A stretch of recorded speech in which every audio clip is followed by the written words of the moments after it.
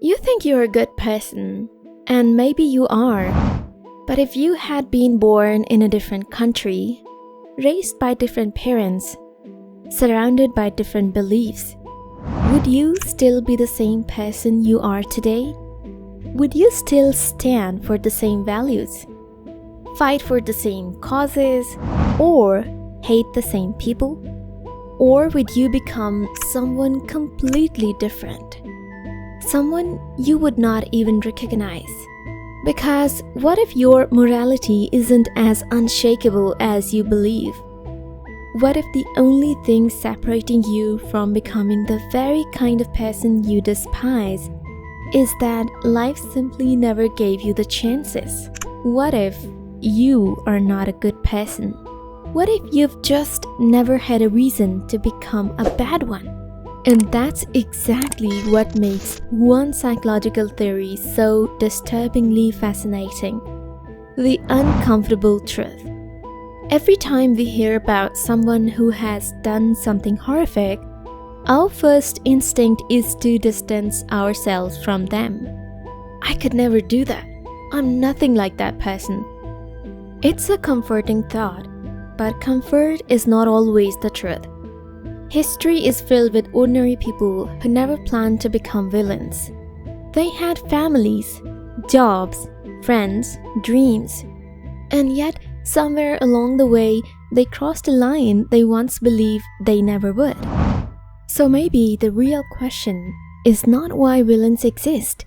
Maybe the real question is, how does an ordinary person slowly become someone capable of extraordinary cruelty without even realizing it's happening? That question fascinated psychologist Philip Zimbardo, and after years of studying human behavior, he proposed an idea that came to be known as the Lucifer Effect. What is the Lucifer Effect? Imagine you meet someone who is kind, respectful, and always willing to help others.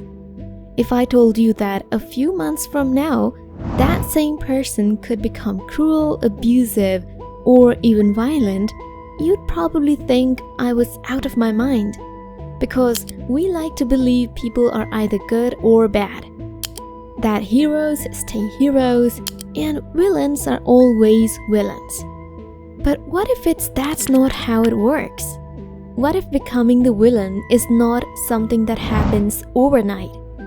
What if it happens slowly, one compromise at a time, one bad decision at a time, one excuse at a time, until one day the person looking back in the mirror is not the same person they used to be?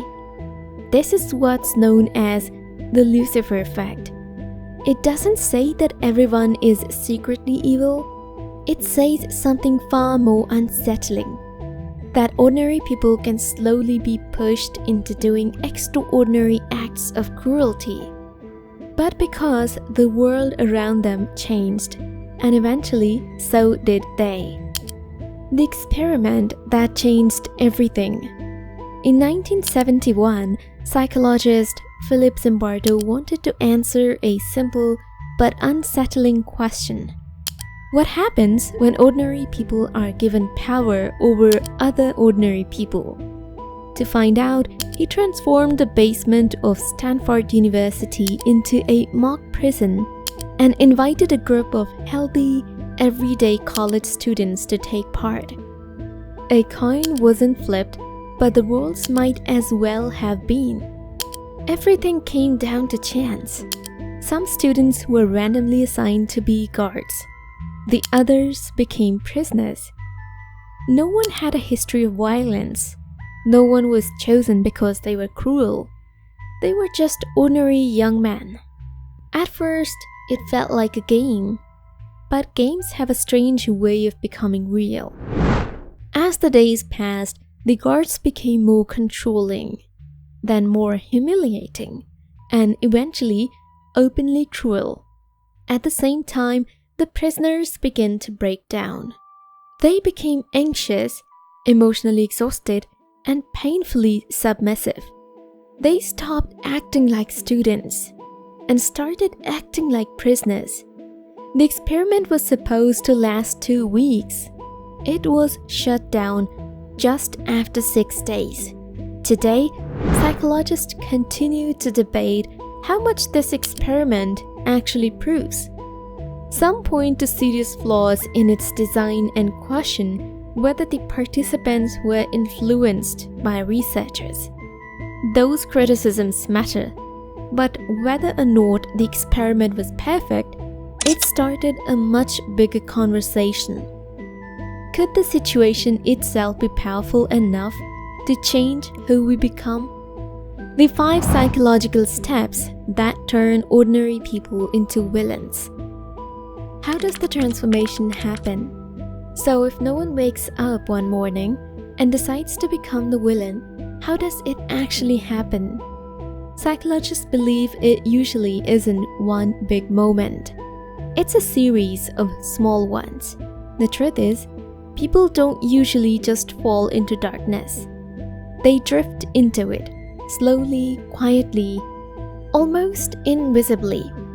Step 1. You stop seeing people as people. Dehumanization. Every act of cruelty begins with a simple lie. They are not like us. Once someone becomes a label instead of a person, hurting them doesn't feel as wrong. It's easier to insult a stranger online than someone whose life you understand. It's easier to hate a group than an individual. That's why dehumanization is so dangerous. It changes the way we see others before it changes the way we treat them. Step 2. You stop making your own decisions. Authority. Next becomes obedience. Someone with power tells you what's acceptable. Maybe it's a respected leader, maybe it's your boss, maybe it's the culture around you. Little by little, your own conscience gets quieter because someone else is making the choices. You tell yourself, I'm only doing what I was told. Step 3. Everyone around you agrees. Group conformity. Then comes the crowd.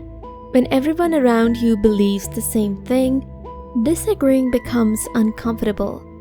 We all want to belong, and sometimes the fear of standing alone is stronger than the desire to stand up for what's right. Step 4. You justify one small bad decision. Incremental moral compromise. No one jumps from kindness to cruelty into a single step. It starts with one excuse. Just this one. It isn't that serious. They deserve it. Every excuse makes the next decision easier until the things that once shock you start feeling completely normal. Step 5. You become someone you never imagined becoming. And one day, if someone had shown your younger self the person you've become, you probably wouldn't recognize them. Not because you were born different, not because you were secretly evil, but because every small choice quietly shaped the next one. That's the real warning behind the Lucifer Effect.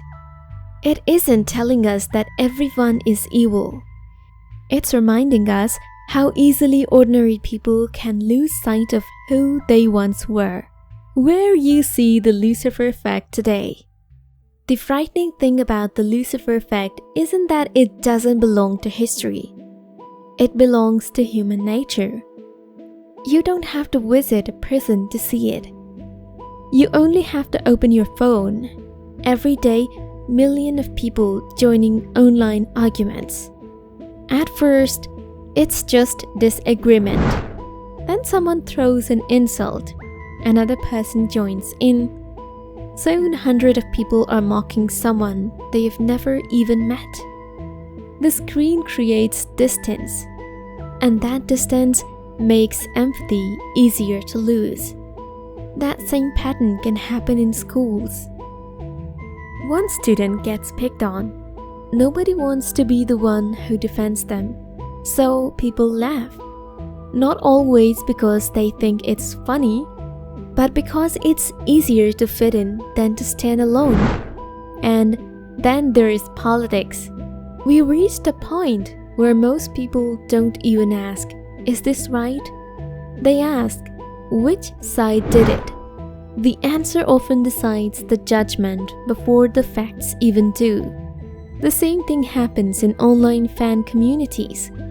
Whether it's a celebrity, a sports team, or a content creator, some people treat criticism like a personal attack.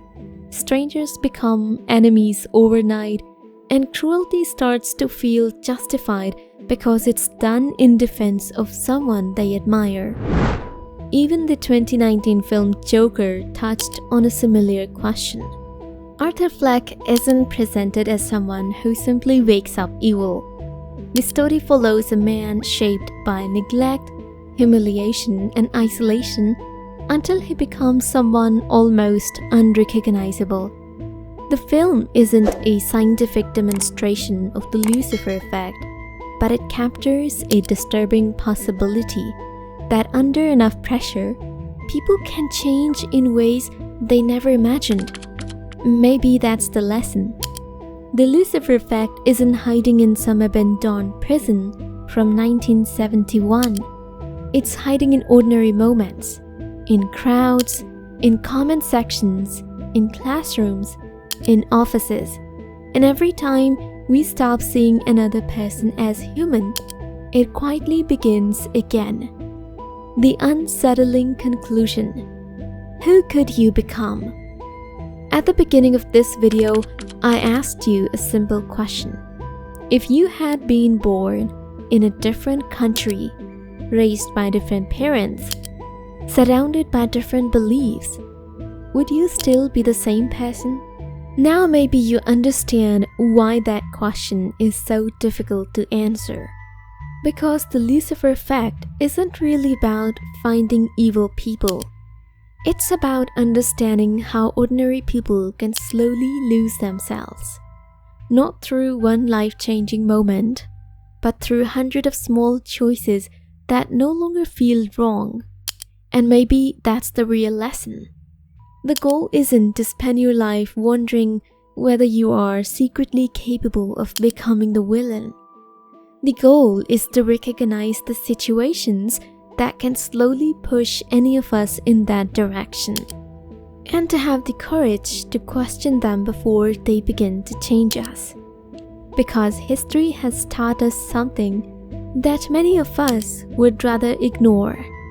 The people who committed terrible acts rarely saw themselves as terrible people. Most believed they were protecting something, defending something, or simply doing what everyone else was doing. Maybe that's why the Lucifer Effect is so unsettling. Not because it tells us who the villains are, but because it reminds us how important it is to protect the part of ourselves that refuses to stop seeing others as human. So the next time you find yourself judging someone else's choices, ask yourself one question instead. Under the wrong circumstances, who could I become?